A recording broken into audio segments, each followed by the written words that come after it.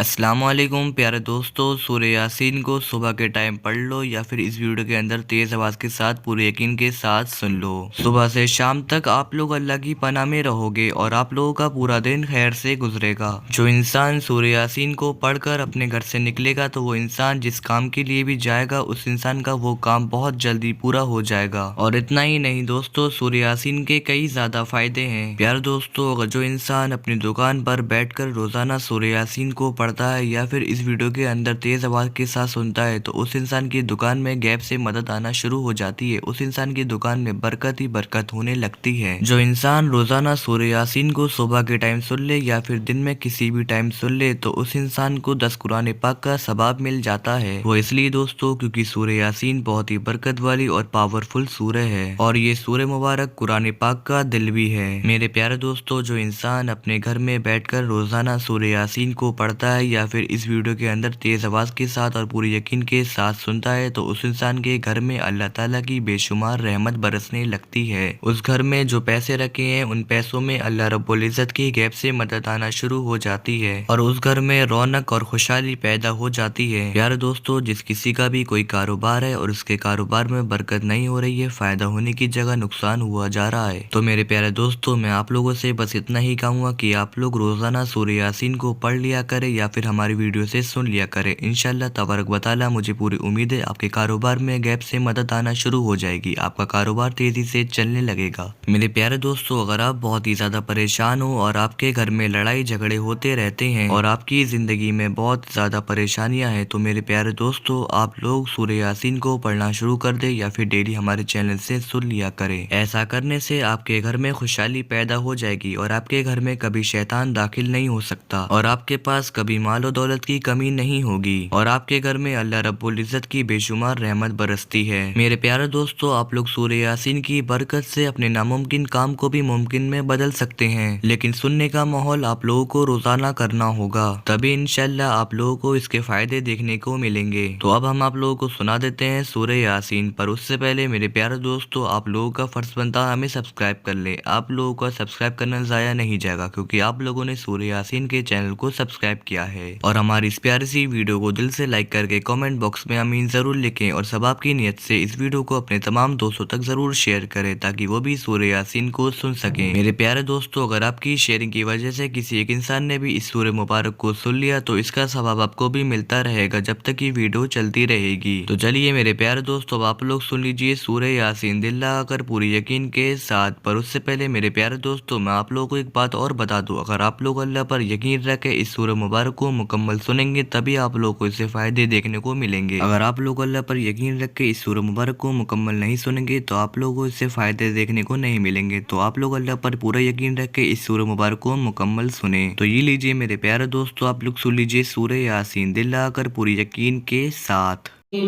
बिस्मिल्लाहिर्रहमानिर्रहीम यासीन वल क़ुरआनिल हकीम इन्नका लमिनल मुरसलीन अला सिरातिम मुस्तक़ीम तंज़ीलल अज़ीज़िर रहीम लितुन्ज़िरा क़ौमन मा उन्ज़िरा आबाउहुम फ़हुम गाफ़िलून लक़द हक़्क़ल क़ौलु अला अक्सरिहिम फ़हुम ला युमिनून इन्ना जअलना फ़ी अअनाक़िहिम अग़लालन फ़हिय इलल अज़क़ानि फ़हुम मुक़महून वजअलना मिन बैनि ऐदीहिम सद्दन वमिन ख़ल्फ़िहिम सद्दन फ़अग़शयनाहुम फ़हुम ला युबसिरून वसवाअन अलैहिम अअन्ज़रतहुम अम लम तुन्ज़िरहुम ला युमिनून इन्नमा तुन्ज़िरु मन इत्तबअ अज़्ज़िक्र वख़शिय अर्रहमान बिलग़ैब फबश्शिरहु बिमग़फ़िरतिन वअज्रिन करीम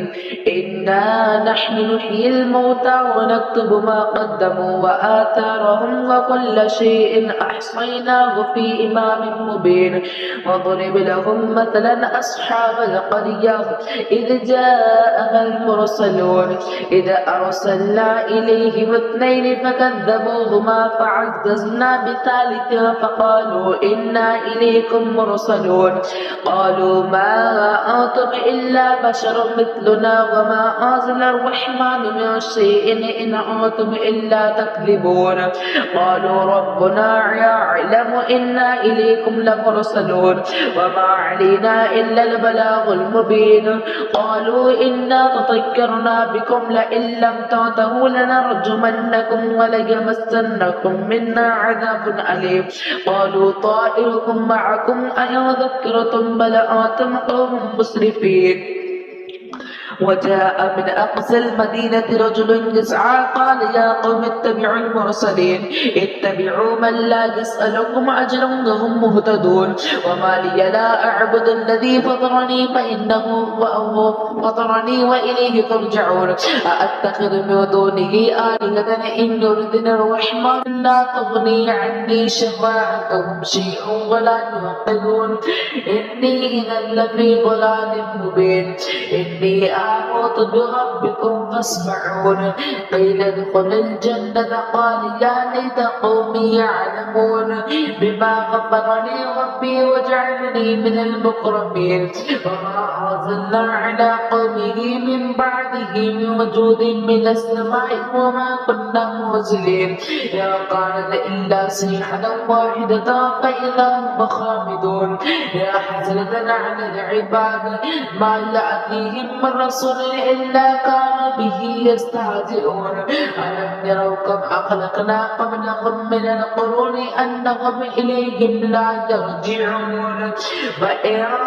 كل لما جميع الذين محضرون وآية لهم الأرض الميتة أحييناها وأخرجنا منها حبا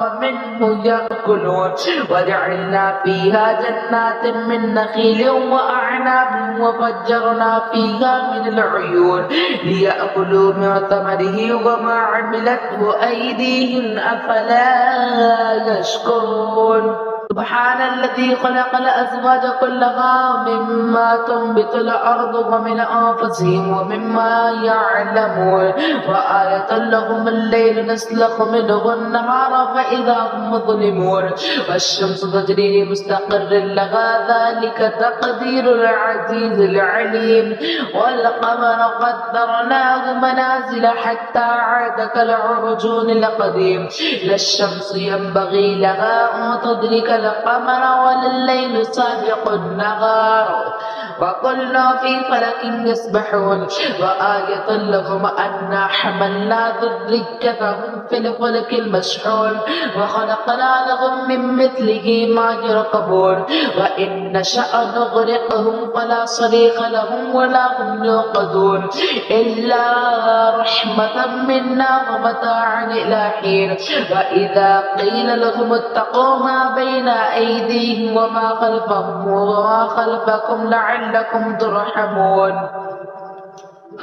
وما تأتيهم من آية من آيات ربهم إلا كانوا عنها معرضين وإذا قيل لهم أنفقوا مما رزقكم الله قال الذين كفروا للذين آمنوا أنطعم من لو يشاء الله أطعمه إن أنتم إلا في ضلال مبين ويقولون متى هذا الوعد إن كنتم صادقين ما ينظرون إلا صيحة واحدة تأخذهم وهم يخصمون فلا يستطيعون توصية ولا إلى أهلهم يرجعون ونفخ في الصور فإذا هم من الأجداث إلى ربهم يوصلون قالوا يا ويلنا من بعثنا من مرقدنا هذا ما وعد الرحمن وصدق المرسلون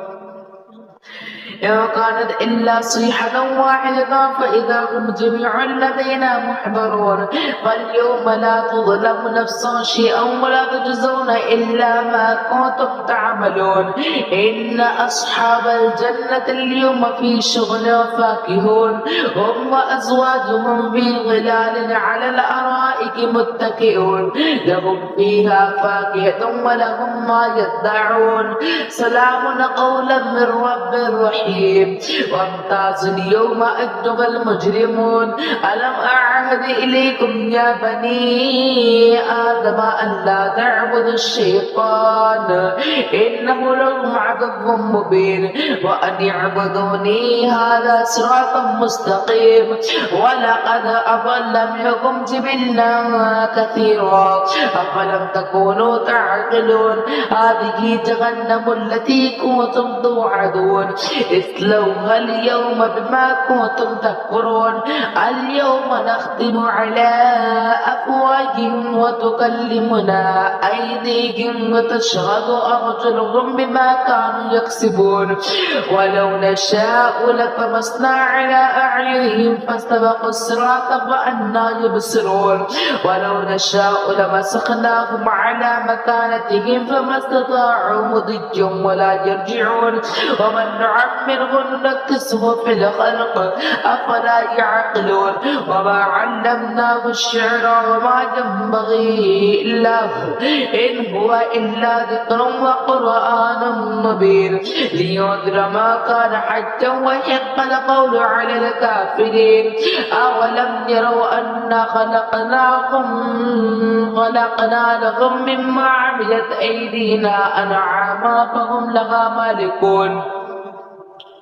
وذللناها لهم فمنها ركوبهم ومنها يأكلون ولهم فيها منافع ومشارب أفلا يشكرون واتخذوا من دون الله آلهة لعلهم ينصرون لا يستطيعون نصرهم وهم